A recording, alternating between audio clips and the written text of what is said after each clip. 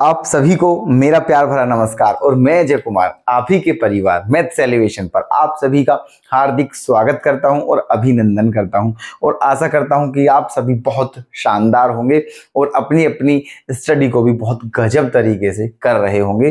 तो दोस्तों, जो आप स्टडी कर रहे हो उसे और बेहतर बनाने के लिए मैं आपकी सेवा में फिर से एक भोकाल क्वेश्चन के साथ प्रेजेंट हुआ हूं। 19 में पूछा हुआ क्वेश्चन है दिल्ली में, ये भी 4 मार्क्स का क्वेश्चन है। बहुत ध्यान से देखते रहिएगा दोस्तों, ठीक है। और कुछ तो कमेंट करके हमें बताया करो कि आप वीडियो पसंद कर भी रहे हो या नहीं कर रहे हो। और अगर नहीं कर रहे हो तो दोस्तों रीजन जरूर बताना। अगर कर रहे हो, आपको वीडियो पसंद आ रही हो, तो रीजन बताने की कोई आवश्यकता नहीं, बस सिर्फ लाइक वाले बटन पर क्लिक कर देना है, ठीक है। लेकिन अगर नहीं कर रहे हो तो दोस्तों रीजन जरूर बताएं कि क्यों नहीं कर रहे हो, मतलब कमी जरूर बताएं कि कमी क्या है आखिर, ठीक है, ताकि हम उस कमी को दूर कर सकें, ठीक है। बस इतनी रिक्वेस्ट है। चलिए, तो क्वेश्चन आपके लिए सामने देखना क्या है। इफ ये एंड ये respectively are the position vector of points A, B, C and D, है ना। मतलब क्या दिया हुआ है आपको कि ये 4 वेक्टर हैं। क्या है? ये 4 वेक्टर, और ये चारों जो हैं, ये चारों है ना, ये A, B, C, D, ये 4 पॉइंट हैं। ये चारों पॉइंटों के पोजीशन वेक्टर हैं। सॉरी, चलिए। ये जो वेक्टर हैं ये सारे पोजीशन वेक्टर हैं। किस किस के? A, B, C और D के। तो आपको क्या करना है ना, then find the angle between the straight lines AB, straight lines AB and CD।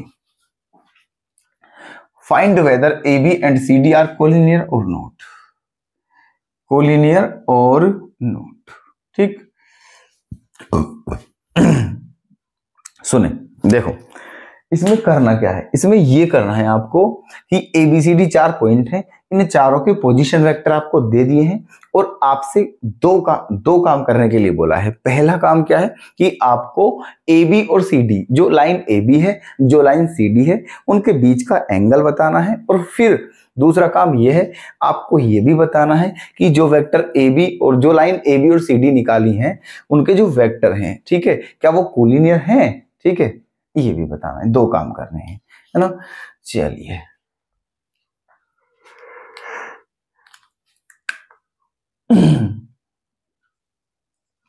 देखते हैं इसका सॉल्यूशन, है ना। हमें बताना है AB और CD के बीच का एंगल, ठीक है। अच्छा, तो पता है क्या होगा आपको, angle between AB and CD, angle between AB and CD, ठीक है। Angle between AB and CD, AB और CD के बीच का एंगल। तो ये आपका होगा cos theta equals to vector AB dot vector CD upon vector AB का मैग्नीट्यूड और वेक्टर CD का मैग्नीट्यूड। ये होगा आपका vector AB dot vector CD upon vector AB का मैग्नीट्यूड और वेक्टर CD का मैग्नीट्यूड, ठीक है, ये होगा। तो अब आप क्या क्या निकालोगे, AB निकालिए, CD निकालिए, दोनों का मैग्नीट्यूड निकालिए, है ना, और यहां रख के आंसर आ जाएगा। तो सबसे पहले वेक्टर AB निकालते हैं, सबसे पहले वेक्टर A, और इसको आप इक्वेशन फर्स्ट मान लीजिए। क्या मान लीजिए? इक्वेशन फर्स्ट, ठीक है। चलिए, तो निकालते हैं सबसे पहले क्या, वेक्टर AB, वेक्टर AB। तो वेक्टर AB आप सभी जानते हो क्या होगा, OB माइनस OA होगा, OB माइनस OA। OB क्या है? B का पोजीशन वेक्टर, OA क्या है? A का पोजीशन वेक्टर, मतलब B में से A को घटाना है, ठीक है।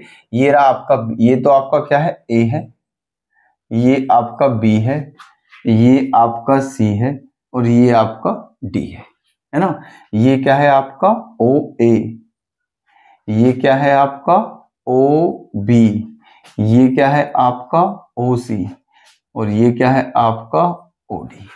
ठीक है, करना क्या है, ओ बी माइनस ओ ए, ओ बी माइनस ओ ए, इसमें से तो 2i में से i घटाओगे तो क्या बचेगा, i बचेगा। ठीक है, 5j में से 1j घटाओगे तो क्या बचेगा, 4j बचेगा, 4j, और माइनस का k, माइनस का k। ठीक है, ये बचेगा। अब क्या निकालोगे, ए बी निकाल लिया, अब निकालोगे सी डी, सी डी। ठीक है, तो सी डी क्या होगा, ओ डी माइनस ओ सी, ओ डी माइनस ओ सी। ओ डी क्या है आपका, ये रहा, ओ सी आपका ये रहा। चलो घटाइए, जब एक आई में से 3i माइनस करोगे तो माइनस का 2i बचेगा, माइनस का 2i बचेगा, और -6 में से +2 माइनस करोगे तो -6, और ये भी क्या हो जाएगा, -8j हो जाएगा। ठीक है, और जब इसे माइनस करोगे तो प्लस हो जाएगा, और 3 - 1 क्या हो जाएगा, +2k। ठीक है, ये आपका ए बी आ गया है और ये आपका सी डी आ गया है। अब इनका निकालना है आपको मैग्नीट्यूड। पहले इनका प्रोडक्ट कर दीजिए, पहले इनका निकाल लीजिए product, vector A B dot vector C D. ठीक है, तो यहाँ ये क्या है, 1i, क्या है ये 1i, तो 1 की 2 में तो -2 आ जाएगा। ठीक है, -4 8 जा 32 आ जाएगा, है ना, और ये क्या आ जाएगा, -2। ठीक है, 1 की 2 में -2, 4 की 8 में -32, और -1 की 2 में करेंगे तो माइनस का 2। ठीक है, तो क्या आ गया है, माइनस का 34 आ गया है, माइनस का 34 नहीं 36 आ गया, सॉरी, है ना, -36 ये आ गया है आपका vector A B dot vector C D. अब इनका क्या निकालते हैं, मैग्नीट्यूड। अब निकाल दीजिए वेक्टर ए बी का मैग्नीट्यूड। तो ए बी का मैग्नीट्यूड कैसे निकलेगा, under root A B, i के कोफिशिएंट का स्क्वायर 1 + 4 4 जा 16 + 1, तो ठीक है, 16 और 2 क्या हो गया, 18 अंडर रूट में।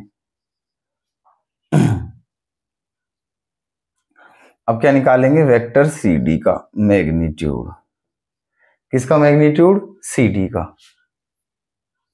है ना, सी डी, तो सी डी आपका ये रहा, तो 2 का स्क्वायर 4 + 8 का स्क्वायर 64 + 2 का स्क्वायर 4।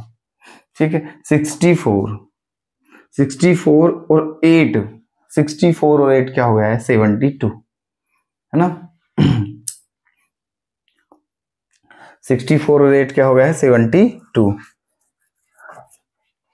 72। और जब 72 को क्या लिख सकते हैं हम, 2√18।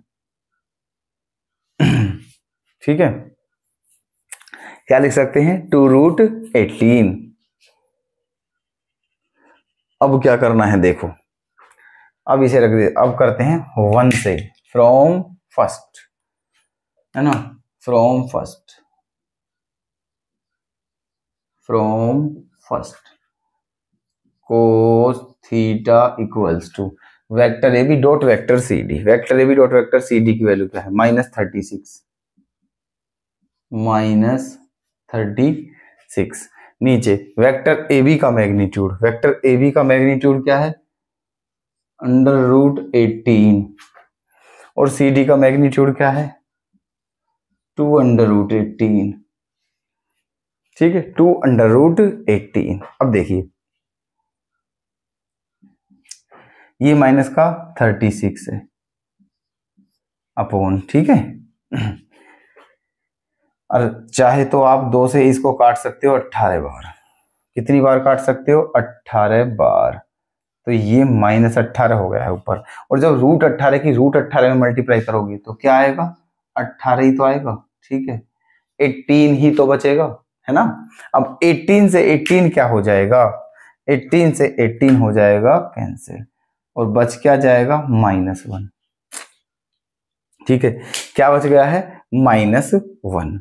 इसका मतलब, है ना, क्या आ गया है हमारा, है ना, हमारा आ गया है, हमारा क्या आ गया है, कोस थीटा इक्वल्स टू -1।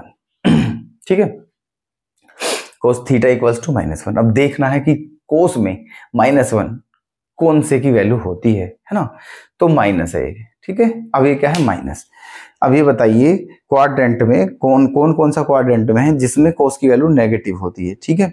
वो कौन से क्वाड्रेंट है जिसमें कोस नेगेटिव होता है, बताइए जल्दी से। देखो फर्स्ट में तो सब पॉजिटिव होते हैं, कोस सेकंड में भी नेगेटिव होता है, कोस थर्ड में भी नेगेटिव होता है और कोस फोर्थ में पॉजिटिव होता है। तो सेकंड और थर्ड में, इसका मतलब या तो आपको सेकंड में पहुंचना है या थर्ड में पहुंचना है। तो पहले सेकंड में देख लेते हैं -1 किसकी वैल्यू होगी।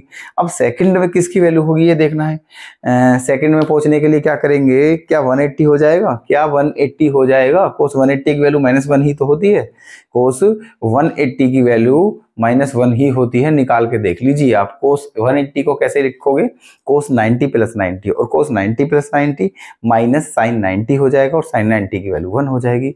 तो इस तरह से क्या आ जाएगी, -1। मतलब हम लिख सकते हैं कोस थीटा इक्वल्स टू कोस पाई। क्या लिख सकते हैं, कोस थीटा इक्वल्स टू कोस पाई। तो थीटा की वैल्यू क्या आ जाएगी यहां से, थीटा की वैल्यू क्या आ जाएगी यहां से, पाई, है ना। थीटा की वैल्यू क्या आ गई है यहां से, पाई आ गई है, ठीक। अच्छा, तो हमें इस क्वेश्चन में दो चीजें बतानी थी। एक तो ए बी और सी डी के बीच का एंगल बताना था जो कि आपका आ चुका है पाई, ठीक है, एक एंगल। दूसरा बताना था क्या ए बी और सी डी कोलिनियर हैं, दूसरा ये बताना था। अब एक बात बताइए आप, जब ए बी और सी डी के बीच का एंगल कितना है, 180 डिग्री, 180 डिग्री, ठीक है। मान लीजिए ये आपका ए बी होता, ये आपका सी डी होता, ऐसे मान के चलिए कि ये आपका ए बी होता है, ये सी डी, तो आपको ये एंगल बताना था, ये वाला, ठीक है, ऐसे, है ना, ये बताना था ए बी और सी डी। लेकिन अब बात ये है कि क्योंकि इन दोनों के बीच का एंगल क्या आ गया है, 180 डिग्री, इसका मतलब ये सीधी लाइन होगी, क्या होगी, सीधी लाइन होगी, क्योंकि स्ट्रेट लाइन का एंगल ही 180 डिग्री का होता है ना। तो इसका मतलब ये हुआ कि जब स्ट्रेट लाइन है, स्ट्रेट लाइन, ठीक है, कोलिनियर का मतलब आप समझते हो क्या होता है। मान के चलिए ये 4 पॉइंट है, ये चारों पॉइंट अगर कोलिनियर हैं तो ये एक ही लाइन में होंगे, ये एक ही लाइन में होंगे, ठीक है। कहने का मतलब इनके बीच का एंगल 180 डिग्री का होगा।